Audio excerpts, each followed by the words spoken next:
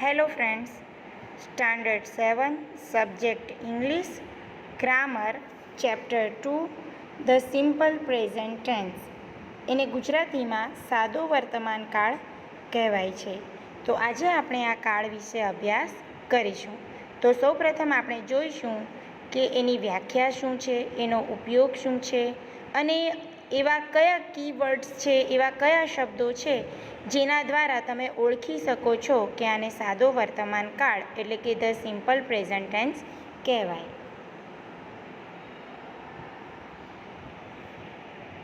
એની વ્યાખ્યા છે નિયમિત રીતે કે નિયમિત સમયે થતી ક્રિયા, રૂઢિપ્રયોગો, કહેવતો, સનાતન સત્ય બાબતો જે ક્યારેય બદલાય નહીં, ગણિતના નિયમો કે જેમાં તમે કહો છો કે એકને એક બે જ થાય, વિજ્ઞાનના સિદ્ધાંતો કે ઘનનું પ્રવાહી સ્વરૂપમાં અને પ્રવાહીનું વાયુ સ્વરૂપમાં રૂપાંતર થાય એને વિજ્ઞાનના સિદ્ધાંતો કહેવાય છે. રૂઢિપ્રયોગો, કહેવતો, તમારી રોજની ક્રિયાઓ, રોજની ટેવો, હું મંદિર જાઉં છું, હું નિયમિત અભ્યાસ કરું છું, તો આ બધું દર્શાવવા માટે સાદા વર્તમાન કાળનો એટલે કે આ કાળનો ઉપયોગ થાય છે. એના કીવર્ડ્સ જોઈએ, એના શબ્દો જોઈએ કે આ શબ્દોની ઓળખ, વાક્ય રચનામાં જો આ શબ્દો હોય તો તમે કહી શકો છો કે આને સાદો વર્તમાન કાળ કહેવાય. જેમાં daily, everyday, regularly, always, sometime, seldom, often, generally, ever, never વગેરે જેવા શબ્દો દ્વારા તમે કહી શકો છો કે આ સાદા વર્તમાન કાળનું વાક્ય છે. સાદા વર્તમાન કાળમાં સૌપ્રથમ આપણે ટુ બીના રૂપો જોઈશું. તો આપણી પાસે કર્તા કોણ છે? તો કે કર્તા કોને કહેવાય? પહેલાં તો ક્રિયા કરનારને કર્તા કહેવાય. તો ક્રિયા કોણ કરશે? તો કે આઈ, વી, યુ, હી, શી, ઇટ, દે. એક વચનનું નામ તે ત્રીજા પુરુષ એક વચનમાં આવશે. એક કરતાં વધારે નામ જેને નેમ્સ કહીએ છીએ એ બહુવચનમાં આવશે. અહીંયા તમે એને જોઈ શકો છો, જે પેન દ્વારા મેં લખીને તમને દર્શાવેલું છે કે નેમ હશે તો એ ત્રીજા પુરુષ એક વચનમાં જશે અને નેમ્સ હશે તો એ ત્રીજા પુરુષ બહુવચનમાં જશે. સૌપ્રથમ ટુ બીના રૂપો સાદા વર્તમાન કાળના જેને કહેવાય છે એમ, ઇઝ, આર, જેનું ગુજરાતી થાય છે, છું અને છીએ. બરાબર છે. જ્યારે વાક્ય રચનામાં I, you, he, she, it, we, you, they વગેરે કર્તાનો ઉપયોગ થાય છે એના પ્રમાણે કર્તાના આધારે તમે એમ, ઇઝ, આરનો ઉપયોગ કરી શકો છો. બીજી ઓળખ છે હેવ અને હેઝ, જેનું ગુજરાતી થાય છે ની પાસે હોવ. બરાબર. તો આઈ, વી સાથે હેવ, યુ અને ધે સાથે હેવ આવશે અને એની જ સાથે હી, શી, ઇટ અથવા કોઈ એક વચનનું નામ હશે તો એની સાથે હેઝ આવશે. ત્રીજી રચના છે ટુ ડુના રૂપો. ટુ ડુ એ વર્તમાન કાળનું સહાયક રૂપ છે, સહાયક ક્રિયાપદનું રૂપ છે. આમ તો ડુ એટલે કરવું એવો થાય છે, પણ જ્યારે વર્તમાન કાળમાં ડુનો ઉપયોગ કરીએ છીએ ત્યારે એ સહાયક તરીકે કામ લાગે છે. એનું કોઈ ગુજરાતી મિનિંગ થતો નથી, પણ એ ડુ એ ઓળખ આપે છે કે આ સાદા વર્તમાન કાળનું વાક્ય છે. તો જ્યારે આઈ, વી, યુ, ધે અથવા એક કરતાં વધારે નામ હશે અથવા બહુવચનના નામ હશે તો એની સાથે ડુનો ઉપયોગ થાય છે અને ત્રીજા પુરુષ એક વચન એટલે કે હી, શી, ઇટ અને કોઈ એક જ નામ અથવા એક વચનનું નામ હશે તો એની સાથે ડઝનો ઉપયોગ થાય છે. હવે જોઈએ ક્રિયાપદના રૂપો સાદા વર્તમાન કાળના. તો આઈ, વી, યુ અને ધે અથવા એક કરતાં વધારે નામ જ્યારે તમારી વાક્ય રચનામાં હોય છે ત્યારે ત્યાં તમારે ક્રિયાપદનું મૂળ રૂપ મૂકવાનું છે અને આ સિવાય હી, શી, ઇટ અથવા કોઈ સિંગ્યુલર નામ હશે તો એની જોડે ક્રિયાપદના રૂપની સાથે, ક્રિયાપદ કોને કહેવાય? તો કે રન, ઇટ, ટીચ, જે ક્રિયા આપણે બતાવીએ છીએ એને ક્રિયા કહેવાય છે. તો એની પાછળ નિયમ પ્રમાણે એસ કે ઈએસ લાગે છે. તો ચાલો હવે આપણે સૌપ્રથમ એસ અને ઈએસ લગાડવાના નિયમોનો અભ્યાસ કરીએ.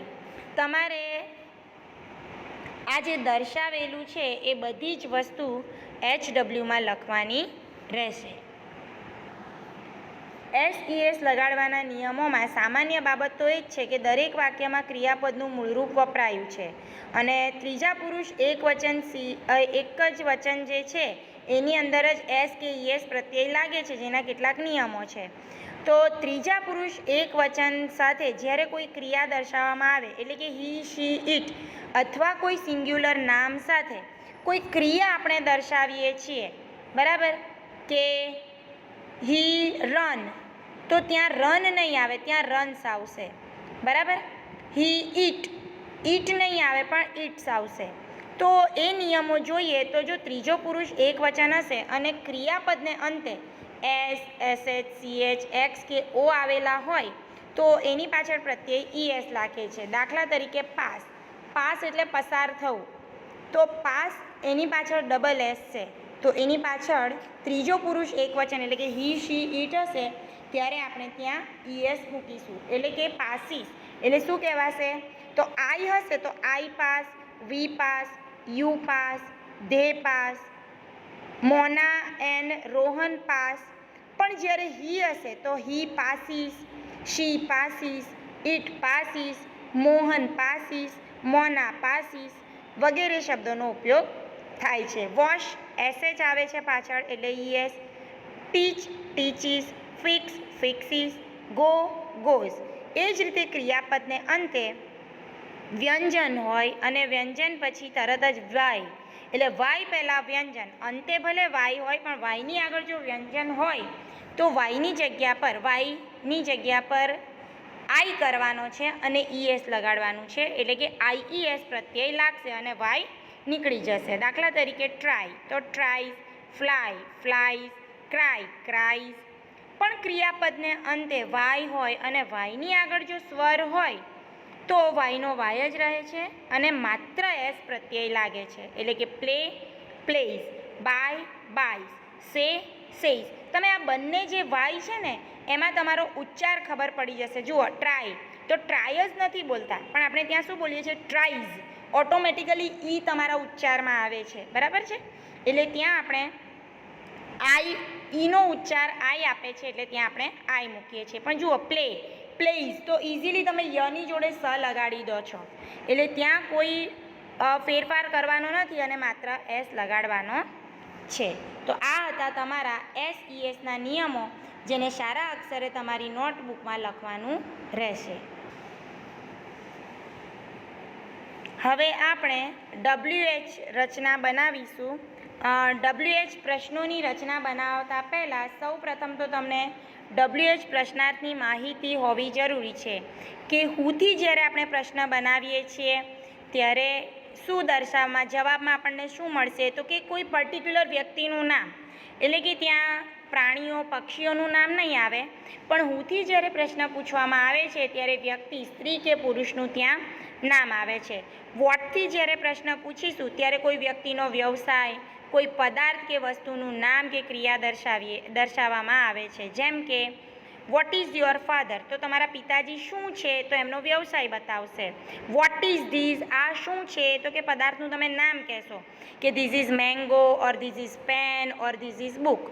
ક્રિયા, વોટ આર યુ ડુઈંગ, તમે શું કરી રહ્યા છો? તો વોટ એ ક્રિયા પણ દર્શાવી શકે છે.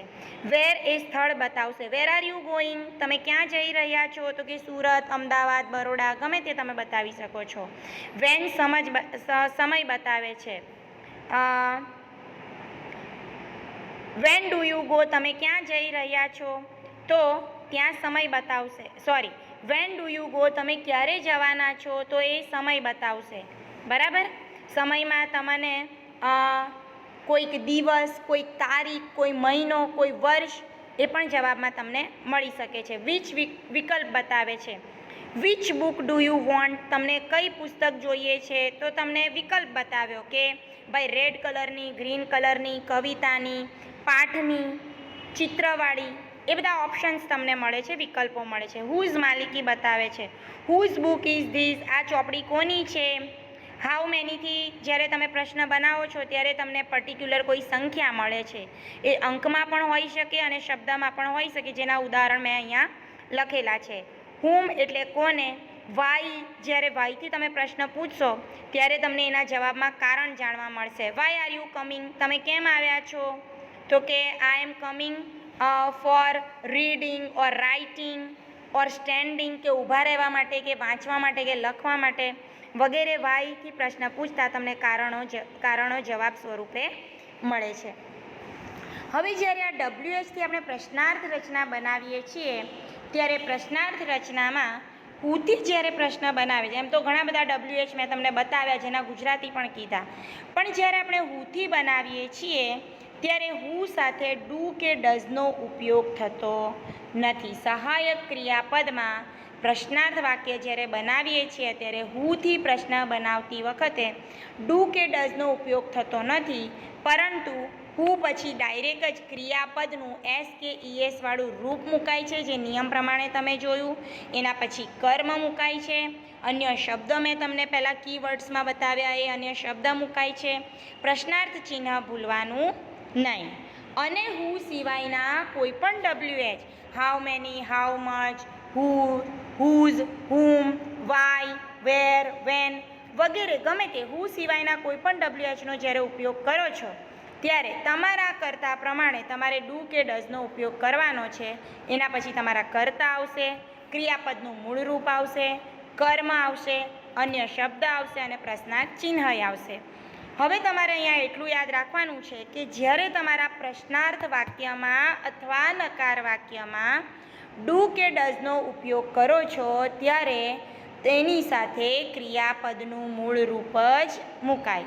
જુઓ, હું જ્યારે આપણે લખેલું હુથી પ્રશ્ન વાક્ય બનાવ્યું ત્યારે આપણે ક્રિયાપદની સાથે કમ્પલસરી એસ કે ઈએસ મૂકેલું છે, પણ હુ સિવાયના કોઈ પણ WH ક્વેશ્ચન બનાવીએ છીએ ત્યારે WH ક્વેશ્ચન બનાવતી વખતે ડુ કે ડઝનો ઉપયોગ કરીએ છીએ કર્તા પ્રમાણે, બંનેનો નહીં. તમારા કર્તા જો આઈ, વી, યુ, ધે અથવા બહુવચનના નામ હશે તો તમે ડુનો ઉપયોગ કરશો.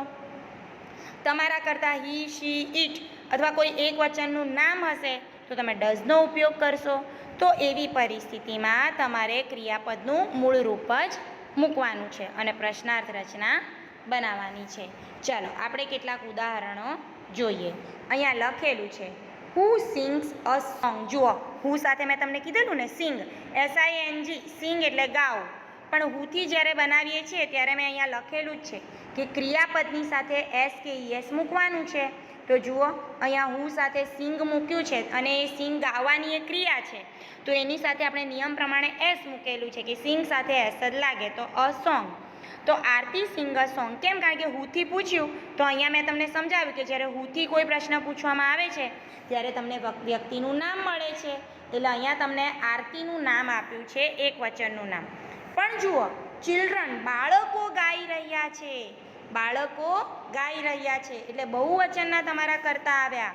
તો બહુવચનના કર્તા જ્યારે તમારી પાસે હશે ત્યારે તમે ક્રિયાપદનું મૂળ રૂપ મૂકો છો, જે આગળના ચાર્ટમાં આપણે ભણી ગયા કે જો તમારા કર્તા ત્રીજો પુરુષ એક વચન, આ ધ ચિલ્ડ્રન એ બહુવચન ત્રીજો પુરુષ એક વચન બતાવે છે, સોરી ત્રીજો પુરુષ બહુવચન બતાવે છે અને એની સાથે તમારે ક્રિયાપદનું મૂળ રૂપ મૂકવાનું છે બહુવચન સાથે, બરાબર, જે આપણે આગળના ચાર્ટમાં ભણી ગયા. એક કરતાં વધારે બાળકો છે, જો ચાઇલ્ડ હોત તો તમે સિંગ્સ મૂકતે, પણ અહીંયા ચિલ્ડ્રન આપેલું છે એટલે આપણે સિંગ મૂકીશું, અ સોંગ. ઓકે. બીજું ઉદાહરણ છે વોટ. વોટ એટલે શું? What does Bharat learn. હવે જુઓ, વોટ સાથે આપણે ડઝ મૂક્યું. અહીંયા જુઓ આપણી WH રચના કે હુ સિવાયની કોઈ રચના હોય તો એની સાથે તમારે ડુ કે ડઝનો ઉપયોગ કરવાનો છે. આ વાક્યમાં ભરત લખેલું છે, પણ ભરત કોણ છે?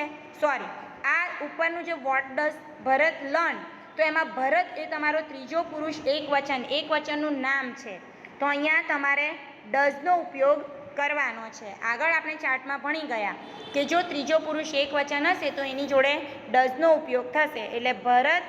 હવે ડઝ જ્યારે ઉપયોગ કર્યો ત્યારે જુઓ ત્યાં લર્ન જ આપેલું છે. કેમ? કારણ કે મેં તમને નિયમ સમજાવ્યો કે જો પ્રશ્નાર્થમાં ડુ કે ડઝનો અથવા નકાર વાક્યમાં તમે ડુ કે ડઝનો ઉપયોગ કર્યો છે તો એની સાથે ક્રિયાપદનું મૂળ રૂપ આવશે. એટલે અહીંયા પૂછ્યું છે કે વોટ ડઝ ભરત લર્ન્સ, તો લર્ન્સમાંથી એસ કાઢીને એ ડઝને આપી દીધો છે, એટલે ભરત જોડે પ્રશ્નાર્થ વાક્યમાં લર્ન જ રહેશે. એના જવાબ સ્વરૂપે જવાબમાં ડુ કે ડઝનો આપણે ઉપયોગ કરતા નથી, એટલે ત્યાં સાદા વર્તમાન કાળનું વાક્ય છે એ દર્શાવવા માટે ડુ ડઝ તો ઉપયોગ કરતા નથી, કારણ કે ડુ ડઝ સહાયક છે. એટલે ત્યાં મૂકીશું ભરત લર્ન્સ ઇંગ્લિશ. કેમ? વિધાન વાક્ય રચના કહે છે કે ભરત લર્ન્સ ઇંગ્લિશ. ભરત ઇંગ્લિશ લખી રહ્યો છે, અથવા ભરત ઇંગ્લિશ શીખી રહ્યો છે. What do the boy play? બાળકો શું રમી રહ્યા છે? વોટ શું રમી રહ્યા છે? જુઓ એમાં ડુનું કોઈ ગુજરાતી થતું જ નથી. વોટ એટલે શું, પ્લે એટલે રમવું, ધ બોય એટલે બાળકો, છોકરાઓ, પણ ડુનું કોઈ ગુજરાતી થતું નથી, કારણ કે આ પ્રશ્નાર્થમાં ડુ અને ડઝ એ સહાયક ક્રિયાપદ હોય છે. તો હવે બોયઝ એ તો બહુવચન થયા, એટલે ત્યાં તમારે ક્રિયાપદનું મૂળ રૂપ મૂકવાનું છે. The boys play football. Okay, તો આ રીતે તમારે બીજા જેટલા ઉદાહરણો આપેલા છે એનો તમારે અભ્યાસ કરવાનો રહેશે.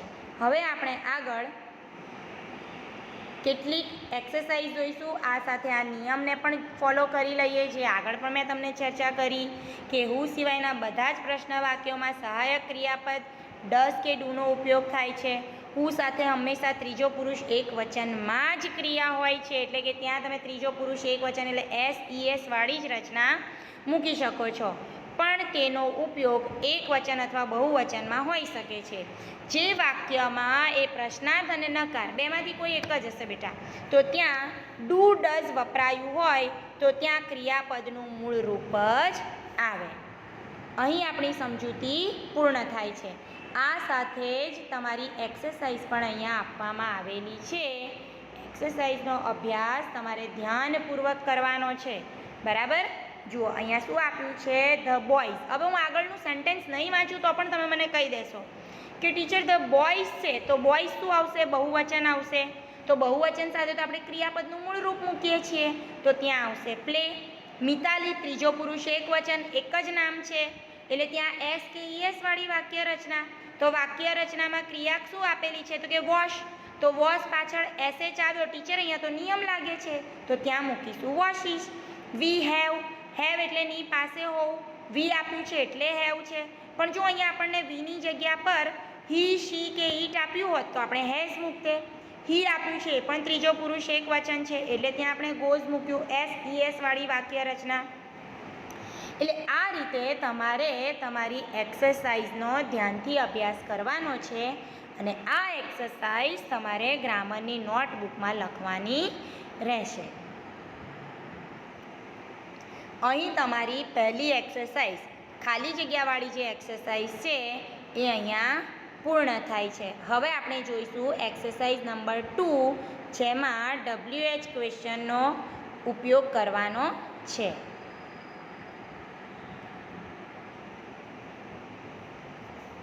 અહીં તમે એક્સરસાઇઝ નંબર 2 જોઈ શકો છો, જેની અંદર 1 થી 8 સેન્ટેન્સ આપેલા છે.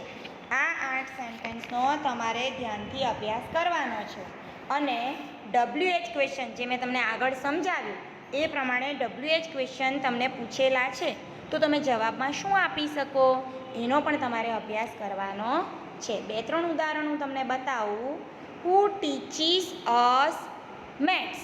WH વાળી વાક્ય રચનામાં જોયું કે જ્યારે આપણે હુથી પ્રશ્ન પૂછીએ છીએ ત્યારે ક્રિયાપદની પાછળ આપણે SES મૂકીએ છીએ. તો હુથી જ પ્રશ્ન પૂછીશું તો આપણને જવાબમાં શું મળશે, તો કે વ્યક્તિનું નામ. તો અહીંયા તમને આપેલું છે કે મિસ મહેતા તમારે લખવાનું છે. તો હુ ટીચીસ અસ મેથ્સ, તો મિસ મહેતા ટીચીસ અસ મેથ્સ.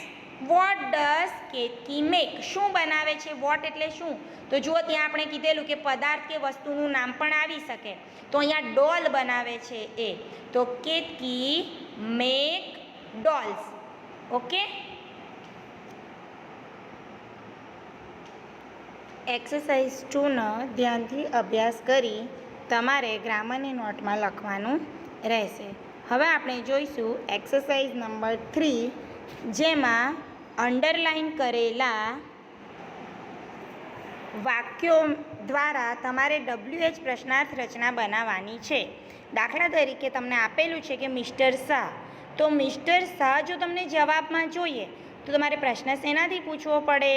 તો કે નામ જોઈતું હોય તો આપણે હુથી પ્રશ્ન પૂછી શકીએ. એટલે મિસ્ટર શાહ ટીચીસ ઇંગ્લિશ. જુઓ, મિસ્ટર શાહ એ ત્રીજો પુરુષ છે અને એ ક્રિયા એમને કઈ કરાવી? તો કે ટીચ, શીખવવાની ક્રિયા આપણે કરાવીએ છીએ. પણ નિયમ એવું કહે છે કે ત્રીજો પુરુષ એક વચન હોય ત્યારે આપણે ક્રિયાની પાછળ SKES લગાડીએ છીએ. એટલે મિસ્ટર શાહ ટીચીસ, ટીચની જગ્યા પર ટીચીસ આવે. પણ જો મિસ્ટર શાહની જગ્યા પર આઈ હોત તો કે ત્યાં ક્રિયાપદનું મૂળ રૂપ આવે. જો મિસ્ટર શાહની જગ્યા પર આઈ હોત તો આઈ ટીચ ઇંગ્લિશ. બરાબર. ચલો હવે આપણી આપેલી વાક્ય રચના પ્રમાણે હુ ટીચીસ ઇંગ્લિશ, કારણ કે હુ જોડે આપણે ડુ કે ડઝનો ઉપયોગ કરતા નથી. એના પછી ક્વેશ્ચન બનશે ઇંગ્લિશ. શું શીખવાડે છે મિસ્ટર શાહ? શું શીખવાડે છે? તો કે ઇંગ્લિશ. તો પ્રશ્ન આપણો બનશે વોટથી. તો વોટ ડઝ મિસ્ટર શાહ ટીચ? કારણ કે આપણે આગળ નિયમ ભણી ગયા કે હુ સિવાયના દરેક WH સાથે ડુ કે ડઝનો ઉપયોગ કરીશું. અહીં આપણા કરતાં મિસ્ટર શાહ છે જે ત્રીજો પુરુષ એક વચન છે, એટલે ત્યાં આપણે ડઝનો ઉપયોગ કરેલો છે.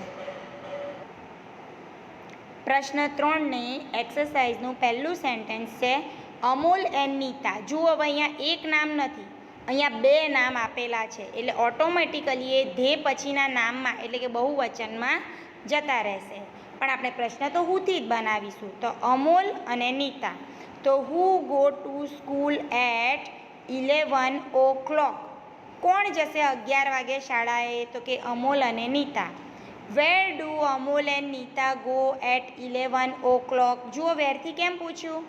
વેરથી આગળ આપણે ભણી ગયા કે વેરથી WH જ્યારે આપણે વેરથી બનાવીશું ત્યારે આપણને ચોક્કસ સ્થળ મળે છે. તો અહીંયા સ્કૂલ, ક્યાં જઈ રહ્યા છે 11 વાગે? તો કે સ્કૂલે, શાળાએ જઈ રહ્યા છે. વેનથી પ્રશ્ન બનાવીશું. When do Amol and Nita go to school. ક્યારે સ્કૂલે જઈ રહ્યા છે? તો કે 11 વાગે, 11 o'clock. તો વેનથી જ્યારે પૂછીશું ત્યારે આપણને ચોક્કસ સમય મળશે. સમય હશે, ચોક્કસ તારીખ હશે, દિવસ હશે, મહિનો હશે.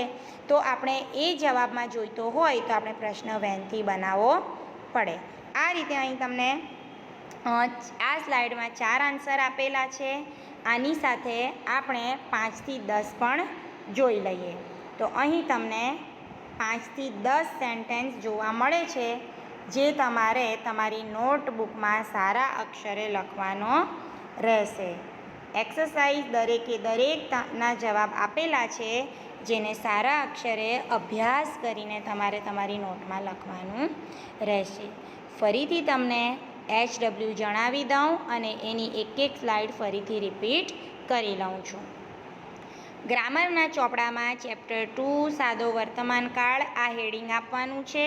હેડિંગ આપ્યા પછી તમારે વ્યાખ્યા અને કીવર્ડ્સની નોંધ કરવાની છે. ત્યારબાદ આ જે 4 કોઠા આપેલા છે એને વ્યવસ્થિત સારા અક્ષરે 1, 2, 3, 4 એક પછી એક લખવાના છે. મારી જેમ સામે નથી લખવાના. તમારે એક પછી એક 4 નંબર 4 ક્રમ આપીને તમારે તમારી ગ્રામરની નોટમાં સ્વચ્છ અક્ષરે લખવાના છે. ત્યારબાદ જે SES ત્રીજા પુરુષ એક વચન સાથે ક્રિયાપદના SESના નિયમો જે છે એને પણ તમારે સ્વચ્છ સારા અક્ષરે તમારી નોટબુકમાં લખવાનું રહેશે. પેનથી લખેલા WH પ્રશ્નોનું ભાષાંતર અને પ્રશ્નાર્થ વાક્યની જે વાક્ય રચનાની ચાવી મેં તમને લખીને આપેલી છે ભૂરા અક્ષરથી, એ પણ તમારે તમારી નોટબુકમાં સારા અક્ષરે લખવાનું રહેશે. આપેલી હુ અને હુ સિવાયની WH પ્રશ્નાર્થ રચનાની નોંધ જે તમને આ બોક્સમાં આપેલી છે એ સારા અક્ષરે ઉતારવાની છે. એક્સરસાઇઝ 1 જેની અંદર 15 ખાલી જગ્યા આપેલી છે, 1 થી 9 ખાલી જગ્યા તમે સ્ક્રીન પર જોઈ શકો છો, એ તમારે સારા અક્ષરે લખવાની છે. 10 થી 15 આ સ્લાઇડમાં જોઈ શકો છો, એ તમારે સારા અક્ષરે લખવાની છે. એક્સરસાઇઝ નંબર 2 આ પણ તમારે તમારી નોટબુકમાં સારા અક્ષરે નોંધ કરવાની રહેશે. એક્સરસાઇઝ 3 ઉદાહરણ પણ નોંધવાનું રહેશે. 1 થી 4 જે તમને એક્સરસાઇઝ દેખાય છે એ પણ તમારે તમારી નોટબુકમાં લખવાની છે. 5 થી 10 સેન્ટેન્સ તમને અહીં દેખાય છે. તમારે ધ્યાનપૂર્વક વિડીયો સાંભળવાનો છે, ધ્યાનપૂર્વક બધી નોંધ કરવાની છે અને વિડીયો સમજીને તમારે એનો અભ્યાસ કરવાનો રહેશે. અહીં આપણે ગ્રામરનું ચેપ્ટર 2 પૂર્ણ થાય છે. Thank you.